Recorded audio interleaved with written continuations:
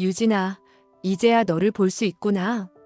신여진은 혼수 상태에서 회복했는데 일어나자마자 구하나를 보고 유진이라고 말했습니다. 하지만 구하나는 절대로 유진이가 아닙니다.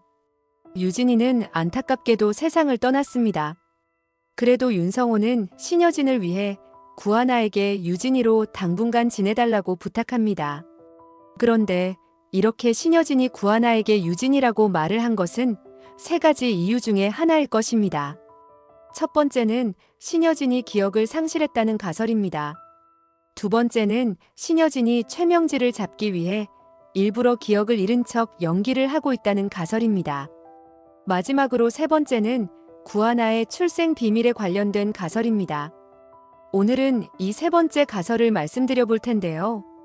신여진과 구하나가 잊고 있었던 출생의 비밀을 분석해보고 그 비밀로 인하여 어떻게 구하나가 행복한 결말을 맞게 되는지 말씀드립니다. 구하나는 신여진을 원수처럼 생각했지만 신여진의 초라한 모습을 보고 안타깝기도 하고 윤성호의 부탁도 있어서 가짜 유진이 행세를 하며 신여진의 곁에 있기로 마음을 먹었습니다. 구하나는 신여진을 정성스럽게 간호해 주었습니다. 신여진은 희미하게 뜬 눈으로 구하나를 바라보며 손끝으로 그녀의 손을 꼭 잡았습니다. 신여진의 손은 말라 있었고 체온도 이전보다 낮았지만 그 안에 담긴 감정은 여전히 선명했습니다. 유진아, 내가 이제 기억이 났는데 너한테 언니가 있었어. 신여진의 말에 구하나는 눈을 크게 뜨며 놀라웠지만 그 놀람은 곧 조심스러운 의심으로 바뀌었습니다. 그녀는 신여진이 아직 완전히 회복되지 않았다는 걸 알고 있었기에 그 말을 곧이곧대로 믿지 않고 일단 웃으며 넘기려 했습니다. 그러나 이어진 신여진의 말은 그녀의 마음을 무겁게 짓눌렀습니다. 너의 언니 이름은 하나라고 해. 윤하나였어. 순간 병실의 공기가 멈춘 듯 정적이 흘렀고 구하나는 숨조차 제대로 쉬지 못했습니다. 하나라는 이름은 자신의 현재 이름과 정확히 같았기에 더욱 충격적이었습니다. 혹시 우연일까? 구하나는 자신에게 그렇게 말하며 마음을 달래려 했지만 마음 깊은 곳에서 무언가가 꿈틀대기 시작했습니다. 갑자기 우리 집에 큰 불이 났고 그때 하나를 잃어버렸어. 신여진은 흐느끼듯 말을 이었고 눈가에는 눈물이 흘렀습니다.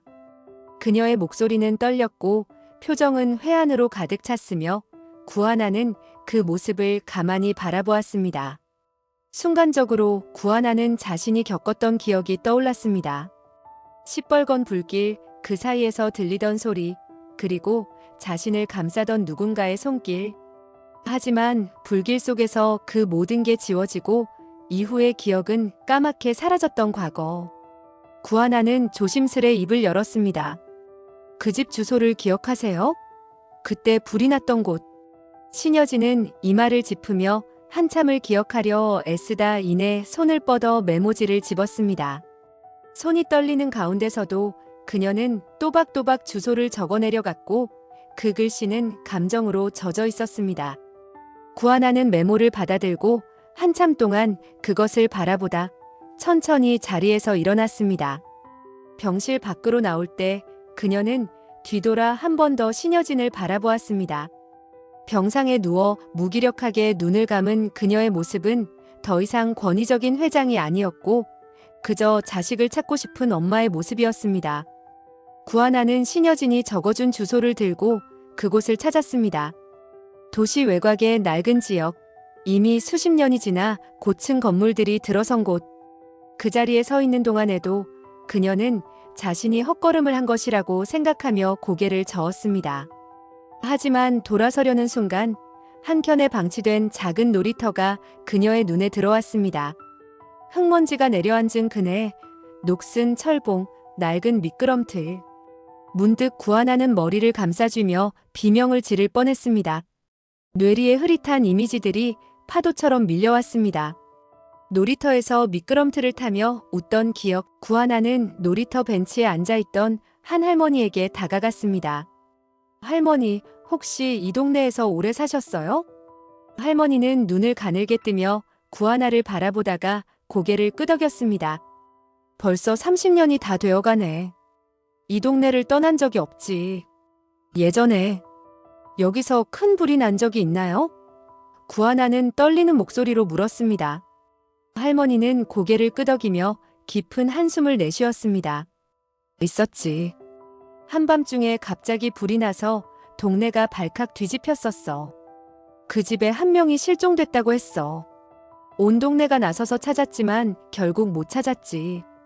그 말을 들은 구하나는 온몸이 얼어붙는 기분이었습니다. 자신이 그 아이일지도 모른다는 직감이 점점 확신으로 변해갔습니다. 혹시 그 사건에 대해 더 자세히 알고 있는 분이 계실까요? 할머니는 손을 뻗어 맞은편 편의점을 가리켰습니다. 저기 편의점 사장이 예전에 주민센터에서 일했었지. 그 양반이 아마 더 자세히 알 거야. 구하나는 고개를 숙여 인사하고 곧장 편의점으로 향했습니다. 편의점 안은 조용했고 카운터에 앉아있던 중년의 남자가 그녀를 맞이했습니다. 안녕하세요. 혹시 예전에 여기서 큰 불이 났던 거 기억하시나요? 그 사건에 대해 좀 여쭤보고 싶어서요. 편의점 사장은 구하나를 찬찬히 바라보다가 이내 고개를 끄덕였습니다. 그 일이 벌써 몇십 년 전이지. 내가 그 당시 주민센터에서 일했는데 그때 잃어버린 아이 이름이 하나였어. 구하나는 자신의 이름을 듣고 깜짝 놀라며 입을 가렸습니다. 사장은 말을 이어갔습니다. 그 아이 부모님은 몇 년을 찾다가 결국 다른 곳으로 이사했어. 그런데 문득 생각난 게 있어. 우리 딸이 하나랑 같이 찍은 사진이 있어. 그는 잠시 안쪽으로 들어가더니 낡은 앨범을 꺼내왔습니다. 구하나는 떨리는 손으로 사진을 받았습니다. 그리고 사진을 본 순간 심장이 멎는 듯한 충격이 밀려왔습니다. 사진 속 소녀는 분명히 자신이었습니다. 지금보다 어려 보였지만 눈동자와 웃는 인매, 옷차림까지 모든 것이 현재의 자신과 일치했습니다. 사진 아래에는 흐릿한 글씨로 하나는 내 동네 친구라고 적혀 있었습니다. 구하나는 눈가에 맺힌 눈물을 손등으로 닦으며 말했습니다. 그 아이가 접니다. 그 길로 구하나는 다시 병원으로 향했습니다. 신여진의 병실로 돌아와 그녀의 머리카락 샘플을 조심스럽게 챙긴 후 유전자 검사를 의뢰했습니다. 며칠 후 결과지는 손이 떨릴 만큼 두꺼운 진실을 담고 있었습니다. 검사 결과 신여진과 구하나는 모녀 관계로 밝혀졌습니다. 진실은 마침내 드러났고 수십 년 동안 엇갈렸던 모녀의 운명은 극적으로 하나가 되었습니다. 신여진은 검사지를 바라보다가 구하나를 향해 손을 뻗었습니다. 하나야, 정말 너였구나. 두 사람은 서로를 꼭 끌어안고 그동안의 세월을 품에 안은 채 끝없는 눈물을 흘렸습니다. 그날 이후 신여진은 자신의 기억 속 퍼즐 조각들을 하나씩 맞춰가며 고백했습니다. 그리고 떨리는 목소리로 구하나에게 말했습니다. 하나야, 유진이 사고의 진짜 범인은 최명지였어. 구하나는 입술을 꼭 깨물며 고개를 끄덕였습니다. 그녀는 이제 진실을 밝혀야겠다는 결심으로 뜨거워졌습니다. 자신이 잃어버린 동생 유진을 위해서, 그리고 억울하게 생을 마감한 진실을 위해서 반드시 최명지의 죄를 밝히리라 다짐했습니다. 그녀는 신여진이 잠든 틈을 타 조용히 병실을 나와 과거 유진이 사고를 당했던 도로 쪽으로 향했습니다. 시간은 많이 흘렀지만 그날의 흔적은 어딘가에 남아있을 것이라 믿었습니다. 사고를 당한 장소는 도심 외곽의 오래된 2차선 도로였습니다. 길가엔 CCTV가 많지 않았고 주변 상점들도 대부분 바뀌어 있었습니다. 그러나 구하나는 포기하지 않고 그 지역에 있는 오래된 빌라 관리소부터 차근차근 방문했습니다. 한 관리소의 관리인은 그녀의 사연을 듣고는 몇 년 전 사용하던 블랙박스 녹화 장치 중 일부가 창고에 보관되어 있을지도 모른다고 말했습니다. 구하나는 그 말에 희망을 품고 곧바로 함께 창고로 향했습니다. 먼지 쌓인 창고 안에서 관리인은 낡은 녹화기를 꺼내 보여주었습니다. 구하나는 노트북을 연결해 하나씩 영상을 재생해 보았습니다. 그러던 중 밤늦게 지나가는 차량의 라이트가 번쩍이는 영상 하나가 눈에 들어왔습니다. 구하나는 그 영상을 캡처하고 주변 다른 상점에서 보관 중인 블랙박스 영상도 수소문하기 시작했습니다. 며칠을 밤낮으로 돌아다닌 끝에 구하나는 인근 폐차장 주인에게서 그날 폐차된 차량에 대한 오래된 기록을 받아낼 수 있었습니다. 구하나는 그 차량이 사고에 사용된 차량이라는 확신을 갖고 차량 등록 이력을 역추적했습니다. 결국 그 차량은 조영사라는 인물의 부인이 소유했던 차량으로 밝혀졌고 그녀는 조영사를 찾아갔습니다. 조영사는 처음엔 부인했지만 구하나가 제시한 영상과 폐차 기록, 그리고 수년 전 보험 청구 자료까지 들이대자 점점 말문을 닫았습니다. 결국 조영사는 고개를 숙인 채 말했습니다.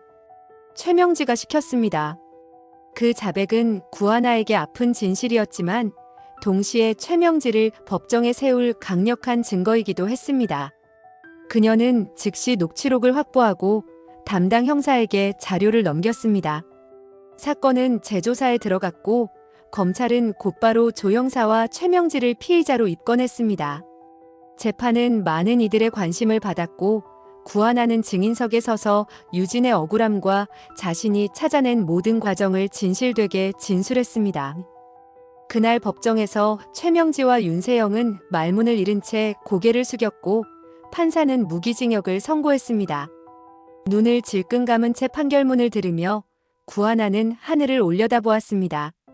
유진이 어딘가에서 이 장면을 지켜보고 있기를 바라는 마음으로. 그렇게 구하나는 정의를 되찾았고 복수를 끝마쳤으며 신여진과 은총이와 함께 조용하고도 따뜻한 삶을 다시 시작할 수 있었습니다. 착한 사람들이 복을 받은 행복한 결말을 바라신다면 구독과 좋아요를 부탁드립니다. 소중한 시간 내주셔서 감사합니다.